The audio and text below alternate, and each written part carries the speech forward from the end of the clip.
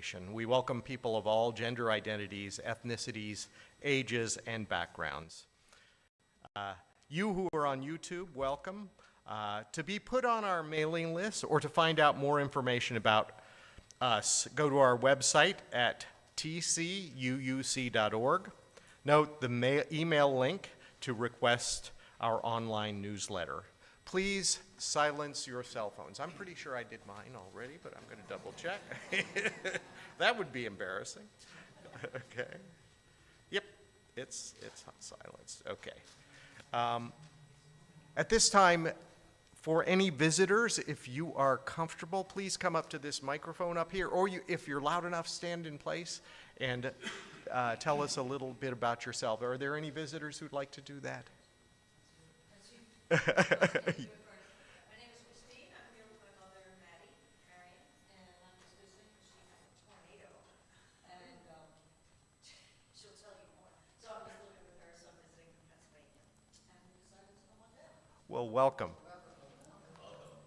And we hope you'll stay for the coffee hour. Go ahead. I am the mother. Okay. My house was destroyed by the tornado. Oh. It has nothing to do with you being here, except that sometimes I fear that things happen for a reason. Okay. We can't, a lot of you can't hear you. During the holidays, I went up to see my oldest daughter, and every night I would go out in the backyard and then talk to the universe. Okay. And I think maybe that was the reason for the tornado, because Okay. I feel like I have to go back. I feel like something's calling me to come somewhere, Okay. and that's why I'm here. We hope this is the place.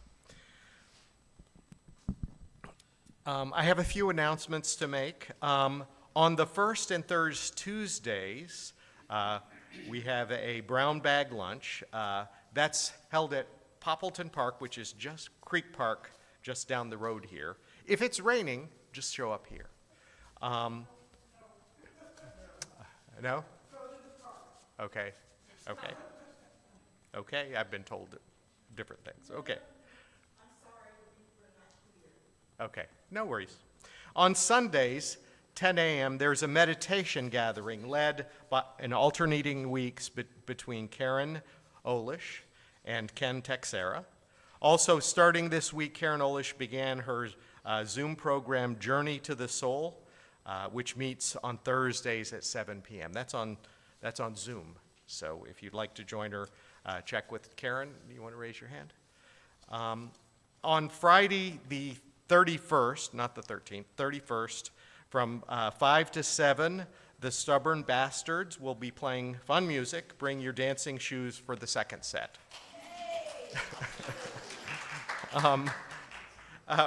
We will have coffee and cookies in our social hall on the other side after the service.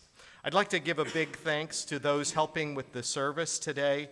Ken Texera is helping with the music, and it didn't get into the program, but also Sandy Craig is at the piano today helping with several of the songs, and we really want to welcome her.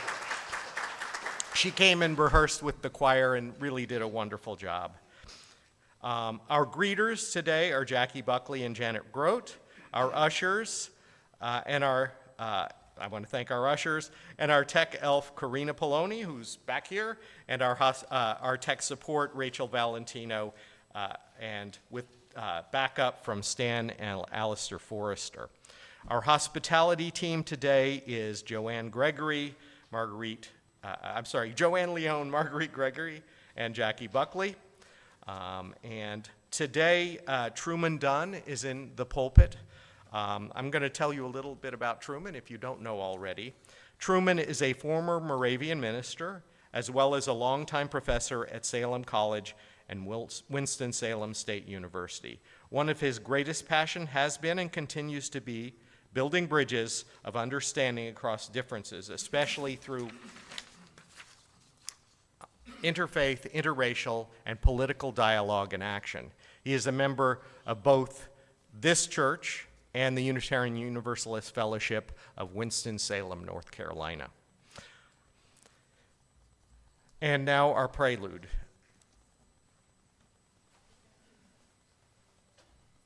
May take a minute, it's recorded.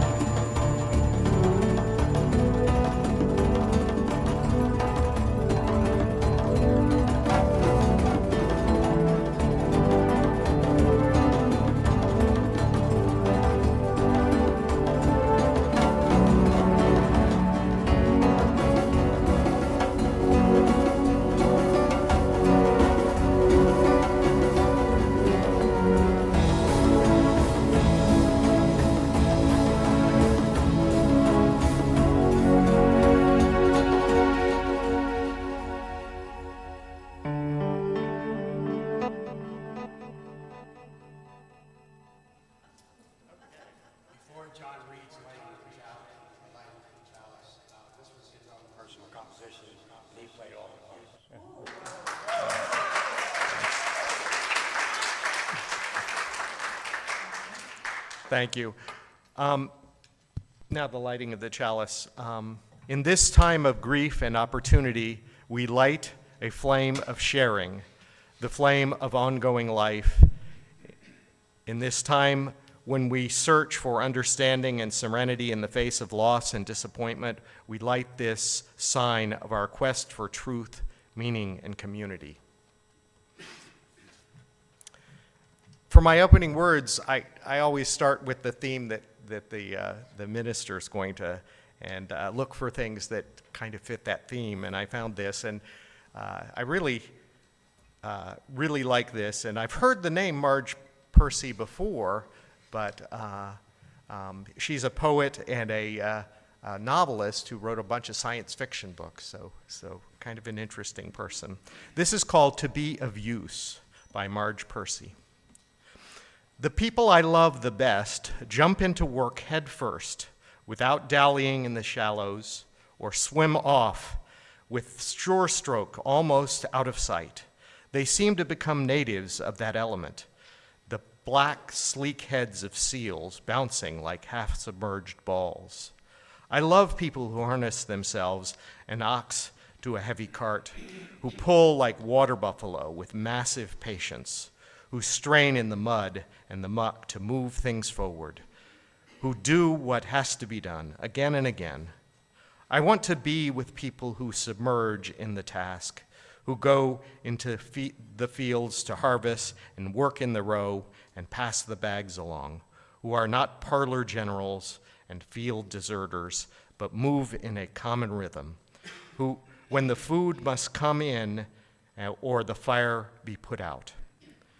The work of the world is common as mud, botched, it smears the hands, crumbles to dust. But the thing worth doing well done has a shape that satisfies, clean and evident. Greek amphoras for wine or oil, Hopi vases that held corn are put in museums, but you know they were made to be used. The pitcher cries for water to carry, and a person for work that is real. Please join Ken and in singing Blue Boat Home, which is in the little blue hymnal, and you're going to see the lyrics on the screen if you don't want to follow that. It's hymn 1064. And I will hum a brief introduction.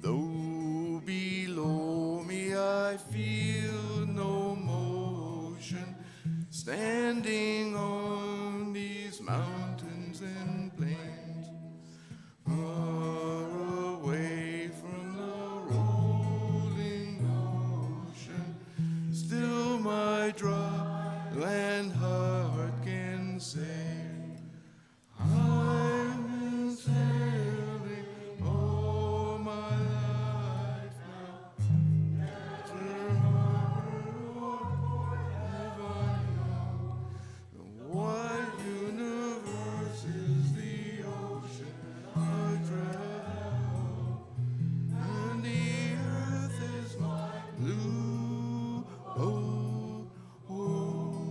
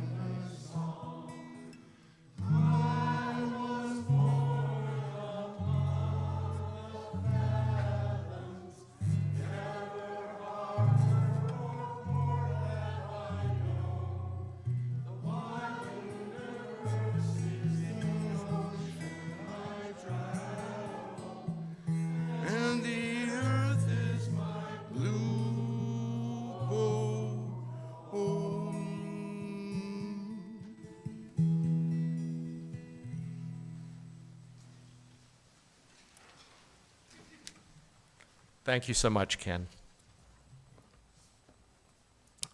Let us recite our affirmation, speaking the first verse and singing the second. Love is the spirit of this church, and service is its law. This is our great covenant, to dwell together in peace, to seek the truth in love, and to help one another. From all that dwell below the skies, let faith and hope and love arise. Let beauty, truth, and good be sung from every land by every tongue. Amen.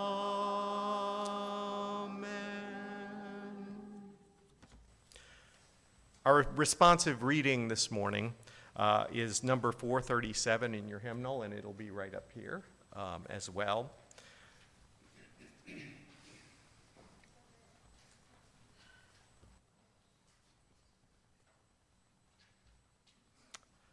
Let us worship with our eyes and ears and fingertips.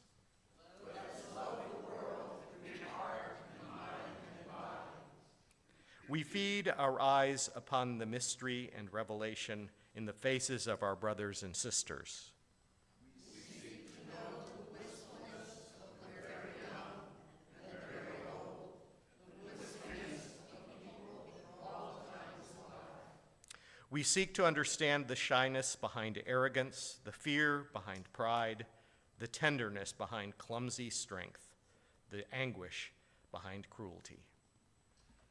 All life goes to the great common life, if we will only open our eyes to our companions.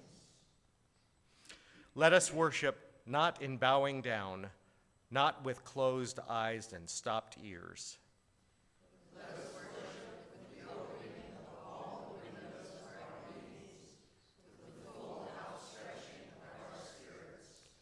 Life comes with singing and laughter, with tears and confiding, with a rising wave too great to be held in the mind and heart and body, to those who have fallen in love with life. Let us worship and let us learn to love. And now let us share our joys and sorrows. Please step up to the microphone. To do those, say your name first. Thank you so much, Pat. I'm going to start off here. I'm Pat Berg. I have a deep concern. My beloved Tim Burt, stepson, was taken under emergency surgery Friday night for perforated bowel. He is the youngest 64-year-old you could ever possibly imagine, outrageously active and healthy. So it's of deep concern what might have been the source of that problem. And any good vibes you can send toward Auburn, Alabama would be greatly appreciated. On a lighter note, I'll accept profuse thanks after the service for bringing the warmer weather. I finally got out my heavy wool sweaters this morning from mothballs.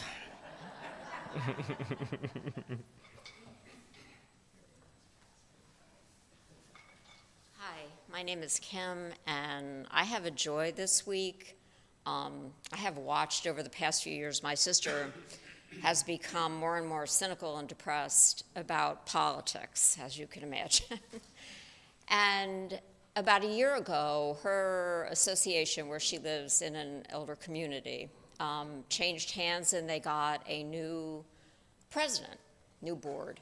And the president came in with all sorts of autocratic, there will be cameras in the clubhouse and listening devices, and we need to get rid of these people, and we need more money for this. And this really irked my sister. And my sister is not a really aggressive person, but she started pushing back, and she got some members of her community to join her.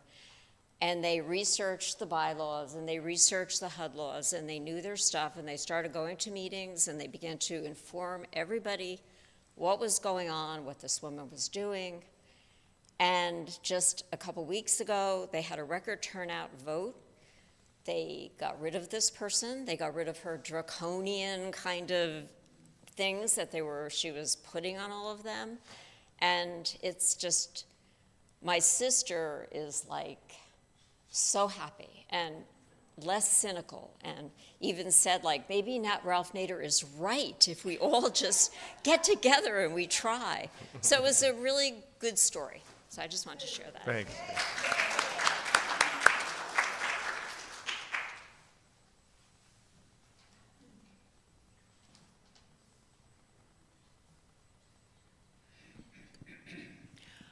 As many of you know, last Sunday I announced that I was having a procedure done the next day, which I was very nervous about. And I have to tell you, it's been 6 days. My joie de vie is back. And I'm no longer walking like this, trying to find my way. So. That's great. No more falling. Okay. And my name is Shari Louise.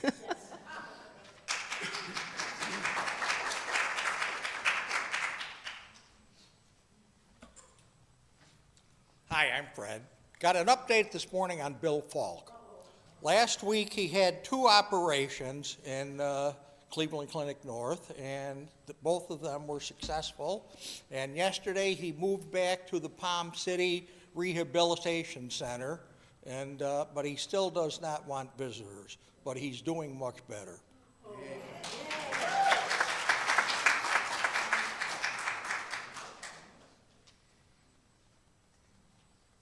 Okay, very brief one here. I like to be concise. I'm getting a new knee on Thursday.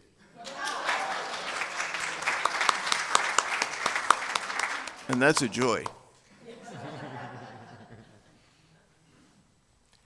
Anyone else? I forgot to say to keep it personal and not announcements, but everybody went along, so that's cool. Bob, it's working. Yeah, no, that's what I'm doing. For those whose joys and sorrows are too private to share, know that our hearts are with you.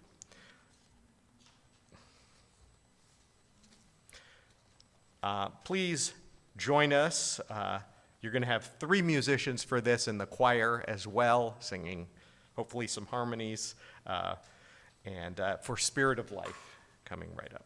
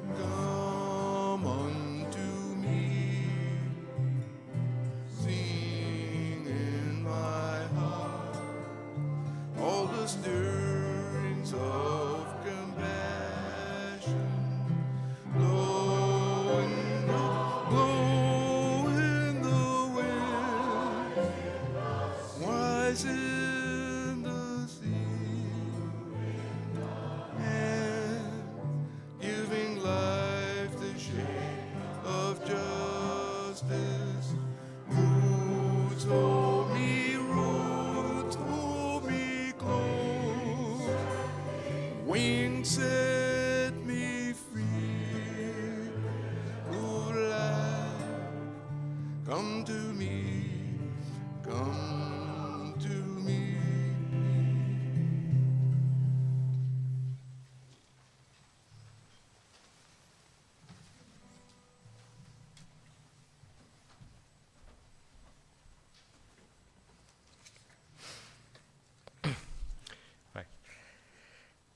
This diverse and welcoming community invites us to meet on Sundays in this serene and joyful place, and to gather on other days in other enriching ways.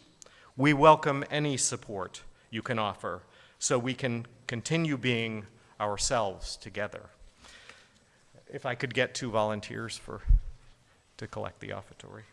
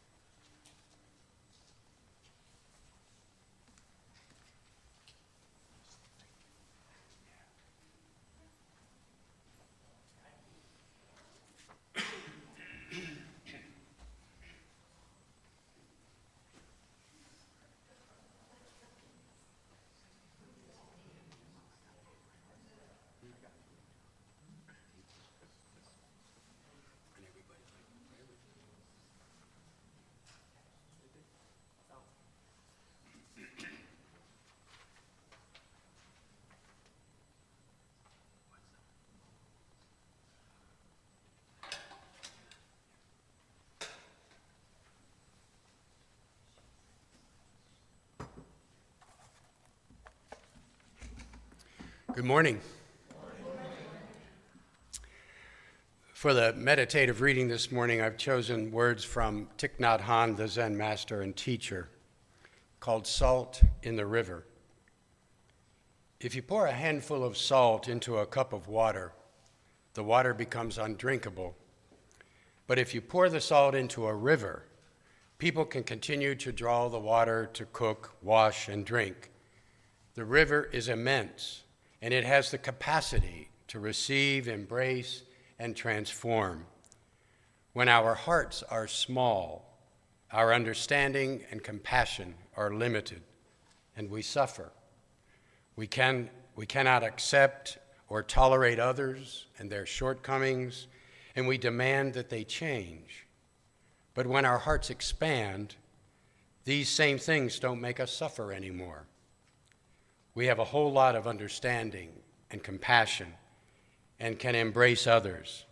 We accept others as they are, and then they have a chance to transform. Thich Nhat Hanh. So I'm going to get right into it. 6 days ago, Donald Trump was inaugurated as the President of the United States again. And at the risk of our congregation losing its tax-exempt status for discussing political candidates from the pulpit, I know that I speak for many of us here when I say I fear that the next 4 years are going to be a kind of national nightmare. Families separated or deported, health care for millions taken away, political retribution against the enemies within, vaccines eliminated, and many other assaults on basic human dignity and human rights. I know that for the last 2 months, many of us have been trying to figure out how to deal with it all. I have friends who've actually talked about moving to Portugal or Canada. I have a couple of friends who just can't seem to get beyond the anger stage. Not just anger about the results of the election, but anger toward their fellow citizens who voted to put Trump in office again, which just adds to the deep divisions that are already present in our country. Like it or not, more than 76 million people, our fellow citizens, voted, chose, preferred, wanted Trump to be our president again. And as hard as it is to say, they are our fellow citizens, our neighbors, our friends, members of our own families, maybe even some of you. That should make this whole thing about tax-exempt status okay, because I just made it fair and balanced. But if you're like me, one of those who did not vote for the 47th president, what do we do now? How do we cope? How do we deal with our anger and the heartbreak at what we think is about to happen in our country? So how are those for opening words to a sermon? Are you depressed yet? Or even more depressed than you already were? One way to deal with it all, short of moving out of the country, is denial. Just bury your head in the sand for the next 4 years. I think that's why MSNBC, a favorite television channel for progressives, has lost more than 50% of its viewership since November. It's just too depressing to have the news constantly be about this man. And to think that it's going to be that way for the next 4 years. But denial isn't just the name of a river in Egypt. It's not a healthy way to live. We can't live in denial of the things that we don't want to deal with forever, at least not without also denying ourselves all the good things that life has to offer beyond allowing this man to live rent-free in our heads, as they say, for the next 4 years. If he does live in our heads, he wins.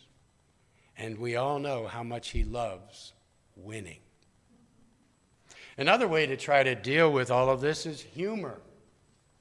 What's the old saying? If I wasn't laughing right now, I'd be crying. Laughter can, at least for a bit of time, take our mind off of things. So this is a good spot to toss in a couple of one-liners to try to get you at least smiling, since I'm working on the depression end. So here goes. A good Christian found $20 next to a car, and he asked himself, what would Jesus do? So he turned the $20 into wine.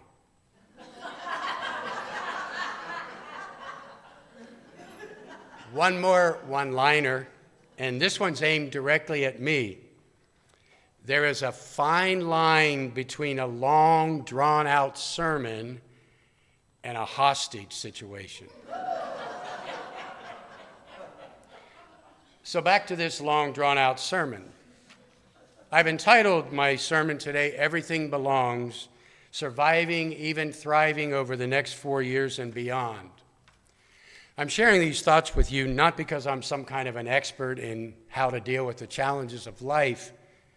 I'm simply offering something that might help all of us deal with the next 4 years, because what I want to share has been making my life richer and fuller for a number of years.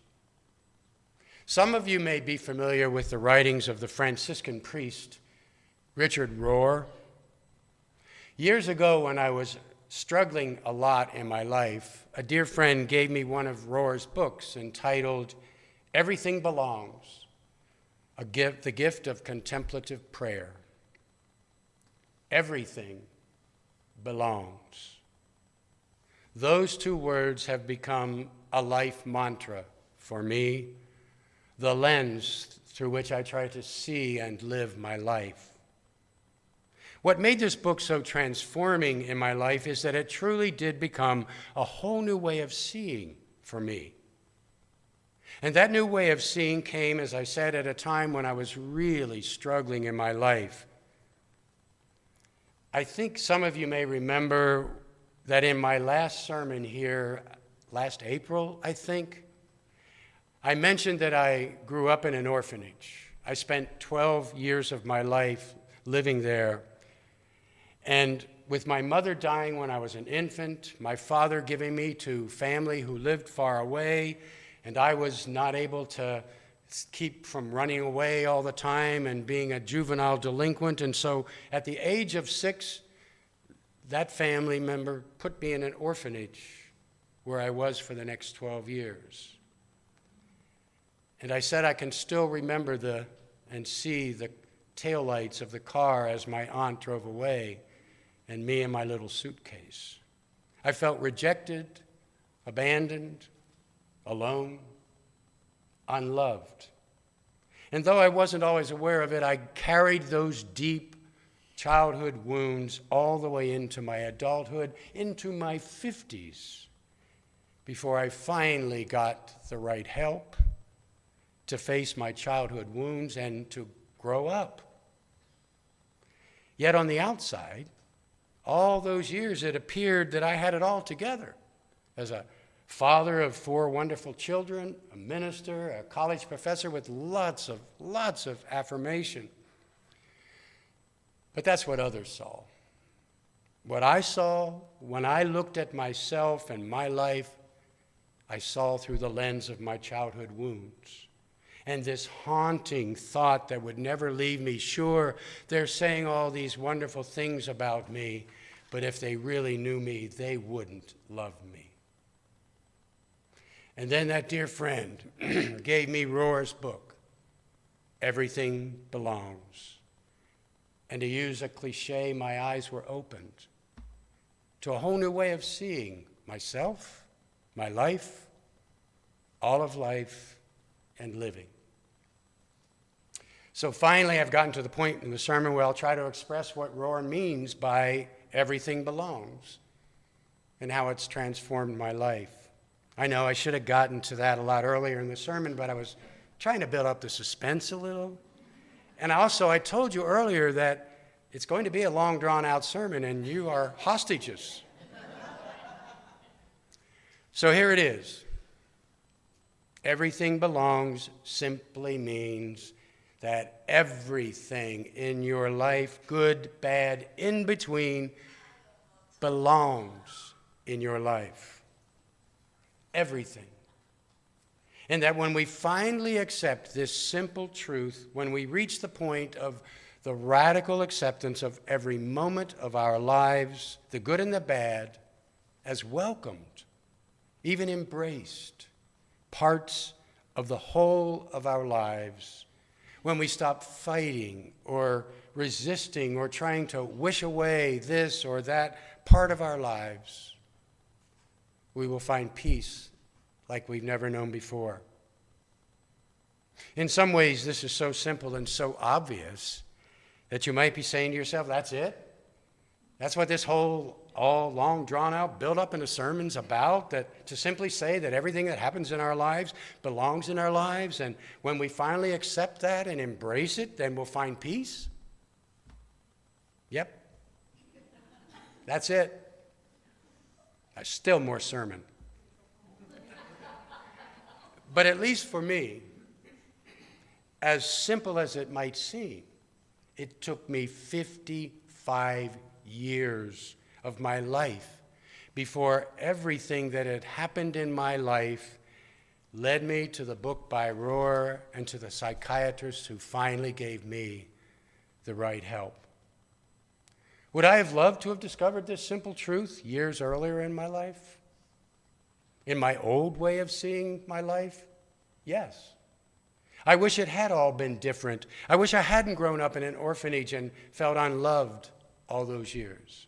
I wish I didn't struggle all my life with anxiety and sometimes even depression. That's my old way of seeing. But seeing my life now through the mantra of everything belongs, I embrace and am grateful for every moment of my life, the good and the bad, the ups and the downs, the joyful and the painful. Because everything that has happened in our lives is a part of who we are today, for good or not so good. which leads to the one simple question which always goes along with this life mantra, everything belongs. And that question is, what is this life experience that I am embracing trying to teach me? I think most of us have probably discovered somewhere along the way that we seem to learn more from our mistakes or from the painful times in our lives. That is, if we are open to learning. Now, to be clear, embracing everything that happens in our lives as belonging in our lives and welcoming it into our lives does not mean that we are like doormats simply accepting everything that happens in our lives, even when we're mistreated or abused. But to say that even the bad things that happen in our lives or the lives of others belong in our lives is to accept that we cannot change or undo what has happened. But we can refuse to let the one who has hurt us or mistreated us or those we love take up space in our minds and hearts by remaining angry, bitter, vengeful. Instead, accept, even embrace what happened and ask ourselves, what can I learn from this that can help me become more fully human, more loving, more compassionate, more caring, whatever becoming more fully human is for you. I said earlier that embracing the life mantra, everything belongs, became a whole new way of seeing for me, seeing my life and life itself. And what I mean by that is that before everything belongs, my vision was so much smaller. My heart was so much smaller, so much narrower. I saw my struggles and my difficulties as obstacles to be overcome, which kept my vision narrow and small, focused on the few trees instead of seeing the whole forest. When everything belongs in our lives, our vision is wide, expansive, open. This is a simple thing, I know. But oftentimes now when I find myself all caught up with this worry or that problem, I just stop and look up at the sky, which here in Florida is so wide, so expansive. When I look up at the sky, it reminds me to widen my vision. So hopefully by now you're beginning to see how all of this might relate to how we survive, perhaps even thrive over the next 4 years and beyond. Barring the unforeseen, Donald Trump is going to be the president for the next 4 years. And it is likely that there will be a lot of very painful things happen, especially for the most vulnerable in our country. Whether it is our fellow undocumented citizens, which we're seeing already, or our trans neighbors, so much more. We cannot change that. We can live in denial. We can try humor to keep us distracted. We can allow Trump and his MAGA followers to fill us with anger, fear, resentment, and despise all those Trumpers out there reveling in their election victory. Or we can look at the next 4 years with Donald Trump. Instead of trying to deny it's happening or become angry or resentful, we can widen our vision beyond just seeing our lives and our country through the narrow lens of Trump and MAGA world. And once we finally accept and embrace the reality of the next 4 years under Trump, we can begin to free ourselves from that narrow world of that narcissistic man who wants and needs all of us to be talking and thinking about him all the time, especially if he is driving us into anger or despair. When we let go of our hatred, dread, fear, our resentment of Trump and the next 4 years, and instead welcome and embrace the next 4 years as belonging, as part of our lives, for good or bad, not only do we release ourselves from Trump taking up all that space in our lives, we also can take solace in knowing that there's nothing that Trump hates more than not being the center of attention, not being the center of our attention. And when we're no longer focused on Trump, that's when we're finally able to expand our vision and widen our lens, look up at the sky, and see that there's so much more happening in our lives and in our world that is good and wonderful. We live in a wonderful world. So I'm going to begin to close this long, drawn-out sermon. And there's one other thing left to do. Once we allow ourselves to embrace the next 4 years, instead of staying stuck in anger, resentment, or fighting mode, our minds can expand and open to the question always asked when trying to welcome and embrace difficulties or challenges in our lives. What is embracing the next 4 years trying to teach me? Right now, at least at this moment, when Trump's next 4 years are just beginning, I have this sense that one of the things that it is trying to teach me, and maybe all of us, is that we, especially as UUs, need to live out our deeply held values as UUs now more than ever, especially the inherent worth and dignity of every person. Maybe that means that the Social Justice Committee that we keep talking about reviving here needs to get going sooner rather than later. Maybe it means that we try to focus on doing one thing well here in social justice, and maybe that means we do all we can to help protect the undocumented.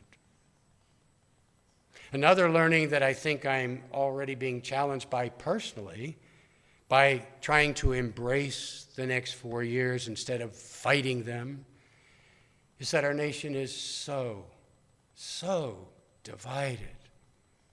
And I personally find myself despising anyone who wears a red MAGA cap. I find myself wanting to drive up on top of or give the finger to a bumper sticker with a car with a bumper sticker that says Trump. That's no way to live. It might be a way to live, but it's not the way I want to live. We do have this visceral response, and yet how often their beliefs, even if we consider them wildly wrong and dangerous, are just as deeply held in many cases as mine. How can I reach out to them?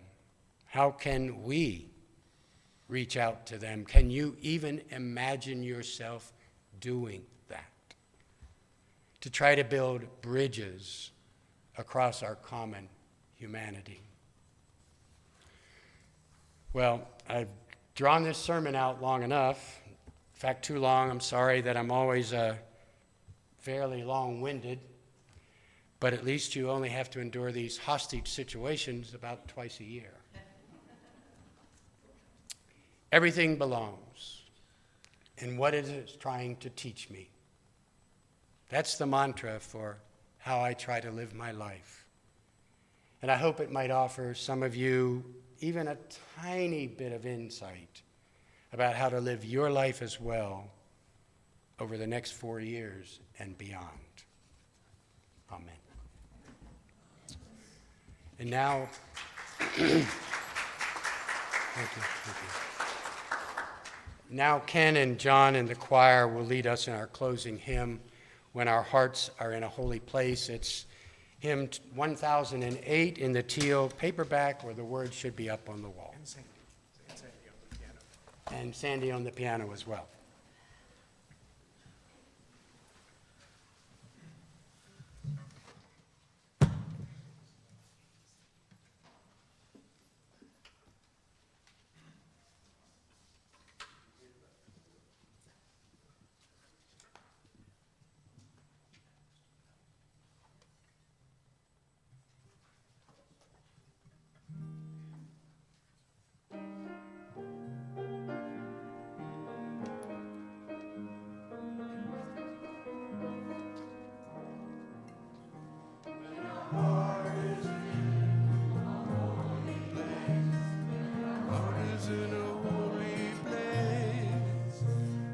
are blessed with love and amazing grace. Heart is in a holy place. Wisdom in each of us, every color and every kind. When we see our faces in each other's eyes, heart is in a holy place. Heart is in a holy place. When our heart is in a holy place, we are blessed with love and amazing grace. When our heart is in a holy place, glory up deep inside, and we listen with a loving mind. We see our faces in each other's eyes, and our heart is in a holy place. When our heart is in a holy place, when our heart is in a holy place, we are blessed with love and amazing grace. When our heart is in a holy place, when we share the silence of sacred space, and the God hearts are supreme, and we see our friends others name. God is in a holy place.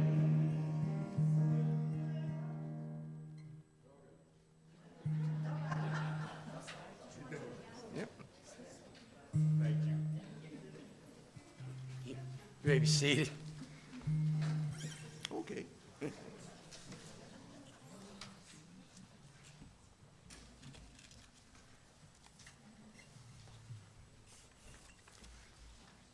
Before our closing words and the extinguishing of the chalice, I do want to thank again Ken and John and Sandy, and John especially, because John not only was up and down, but also leading worship today, so I think they get a round of applause. Thank you. Thank you all. And just a brief reminder that there will be no postlude today, and so after the closing words and extinguishing of the chalice, everybody is welcome to join in the social hall for coffee and cookies. The last time I was here, I shared this same book that means a lot to me in my own journey, John O'Donohue's To Bless the Space Between Us, a book of blessings. And the blessing today is for courage. When the light around you lessens and your thoughts darken until your body fears, turn cold as stone inside. When you find yourself bereft of any belief in yourself and all you unknowingly leaned on has fallen. When one voice commands your whole heart and it is raven dark, steady yourself and see that it is your own thinking that darkens your world. Search and you will find a diamond thought of light. Know that you are not alone and that this darkness has purpose. Gradually it will school your eyes to find the one gift your life requires hidden within this night corner. Invoke the learning of every suffering you have suffered.